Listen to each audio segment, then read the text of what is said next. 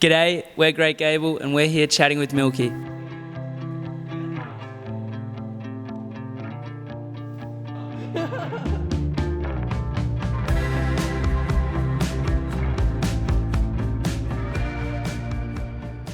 Probably because we just didn't want to do anything else, I suppose. I don't know. No, but Matt and I met when we were quite young and then started getting into playing music together, didn't we, Matt? And then we met these two boys along the way and we've just been very lucky ever since to keep going, I suppose. There's not really a specific concept through the whole thing, but it's kind of tackles everything from, taking your chances and finding love and being bored at home as well. That's another little concept, the whole COVID thing. Yeah, it kind of just goes through a lot of stuff. There's no specific one thing. I think each of us have a quite a wide palette for the music that we listen to outside of the band. So when we get together, each song comes about without us really having a particular sound or vision in mind. But when we do get together, it's just whatever we've been listening to comes out. Yeah. I think the producers have a lot to do with that. Alex Henriksen and Matt Corby, legends. And so we would just write the songs, I guess, and as you said before, a collection of songs. They would really hone in and see the bigger picture and help kind of direct the sound and the vibe and kind of where it's heading. So yeah, very grateful to be under their guidance and stuff.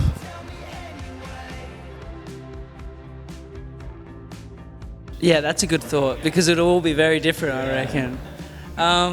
My favourite, I don't know, I feel like the easiest one to digest is probably Hazy, which was the first single we released anyway. It's pretty kind of smacks you in the face and it's catchy and I kind of like the lyrics and whatnot. So yeah, Hazy would be mine. Probably Pedestal, to be honest. It's pretty chill banging and there's pretty rocking chorus at the end, which I like. I'd say Do You Belong, because the lyrics and the whole vibe of the song deals with the idea of not really fitting in and not knowing where you belong in the world, and I think that's something that everyone can relate to at times. Dancing Shoes, because it's a fun, upbeat song, really easy to digest as well, yeah. On the Wall in the Morning Light. Yeah. I think it's pretty catchy. I think the bit that always gets stuck in mine is the bit just before that. The "But as time rolls on." Yeah, that's always stuck in my head. Yeah. Yeah, in Our Love. Yeah, the start of the chorus of Our Love. Heaps, so much. Back in the day, we had no idea what we were doing. We just kind of get together and jam. We didn't really know anything about recording music either, so we kind of learnt that over the last couple of years, and now we do a lot of that at home as well, which is really helpful before we go into the studio because we've got a pretty clear idea of what the song's going to sound like. To add on to that, we used to probably just how anyone when they're starting out with anything creative is just emulate what you know and like, I suppose, at the time. And that's exactly what we were doing. We just didn't really know how to write a song, so what we did was listen to songs that we like and go, oh, this is how they've done it, I suppose. And but now it feels like it's developed to the point where we take inspiration from everyone and we're not stealing as much, I suppose, is what it feels like, yeah. The works, really, a lot of hair flicks from Chris, We rehearse hard though. We do rehearse lots, and we make sure that we've got a great live set, and we put in a lot of time and effort putting together the set list and making sure all the bands on the lineup are, I suppose different to us, but we'll end up putting on a good show just like we want to, because it's really important to us, and live gigging is the first thing that really got us into this thing. So yeah, we still hold that as the be all end all, I suppose. But what else would people expect? I don't know. Old songs, new songs, and everything in between. One or two covers. Yeah, a couple of covers, a bit of cheesiness, smiles, all of it. Yeah.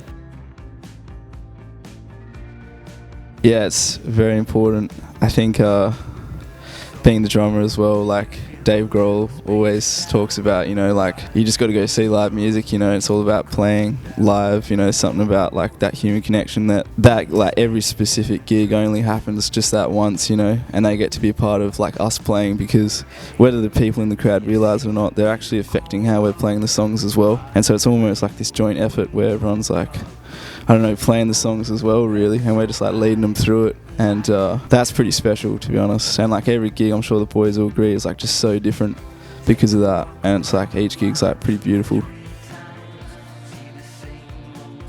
I think Perth being so small, most people know of each other and will play in each other's bands, and they're all mates and they'll go support each other, so there's not as much industry presence either. So I mean, that could have something to do with the whole camaraderie that we all share down there.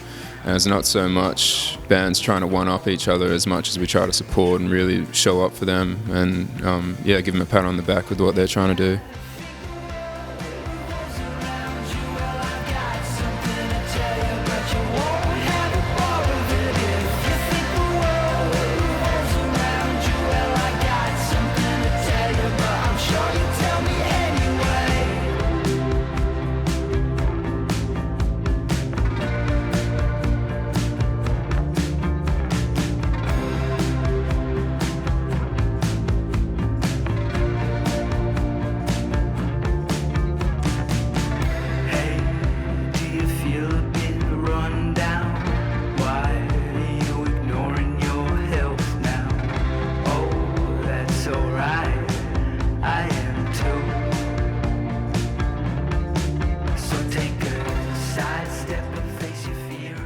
Probably the Strokes for me. The Beatles. Maybe like Blink 182 for the drums. Yeah, Travis Barker. Harry Styles. Oh, Matt Clark. Yeah, but we've already done that. Yeah. Harry Styles now. The first album by Arctic Monkeys, Whatever People Say I Am Not. I think that's the name of it. Yeah, that was a big one for me. Like Drawing Blood by Gaudier was an album I got into pretty young that was cool. Big fan of Revolver by the Beatles. I think August Burns Red's Constellations got me into drumming, so yeah. August Burns Red. It's like yeah, they're like full hardcore, but the drums, man, so good. The Hangover. No. Harry Potter and the Prisoner of Azkaban. That is the best one. Yeah, we'll say that.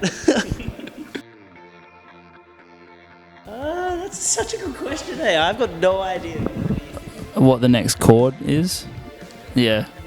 I find myself always like going, I look up and I'm like, there's people there. What? Because I'm just too concentrating on, what I'm supposed to be playing.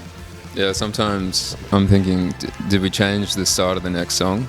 Because sometimes we do in the last rehearsal, and then it's the first night of the tour, and you're like, did we change anything? But sometimes you get something weird in your head, just like, I need a new pair of laces or something. You know, like, it's not constant, like, worrying about the songs. Some of them we've been playing since 2015 or whatever, you know, so yeah, you don't have to concentrate all the time, which is sweet. I never really watched that show. Did you guys? A little bit. I like Miley. Yeah, Miley. I loved singing Come On Eileen when I was young. When I was real young. On the way to primary school every day, me and Mum would crank it in the car. Come On Eileen. Chris and I went to the same concert, but we didn't know each other. I was probably 12, you were 14? Yeah, he was a little bit younger. It was AC/DC at Subiaco Oval with Wolfmother and Calling All Cars supporting.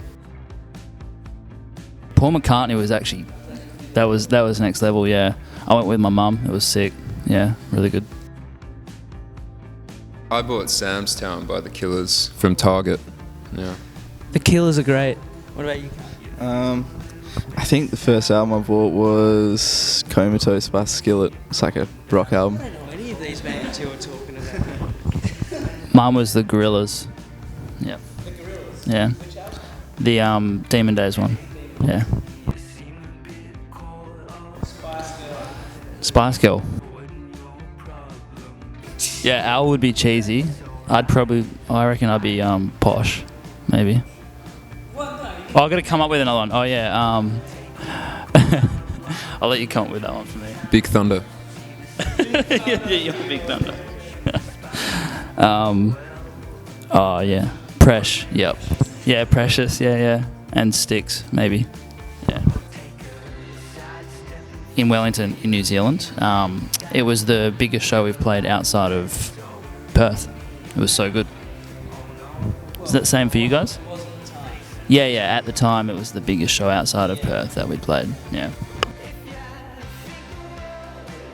I love Primus with Leds Claypool on the bass. These boys don't really get it. I tried to show Matt Corby once and he got me to turn it off, which is funny. Yeah, you got anxious, didn't you? There was some really good female acts coming out a couple of years ago, and they've been killing it ever since. You know, Stella Donnelly is one of them, and we watched Jess Day the other night, and she was pretty rocking, wasn't she? But I don't know. I feel like Australia's just got such a wide variety of music. We can't really like pin it down to one. Oh, Amel and the Sniffers are killing it at the moment as well. They're sick. Pack your bag the night before. I agree. I don't know. Yeah, that sounds good to me. Make sure you fill up your water bottle when you're on the road, because I always run out of water.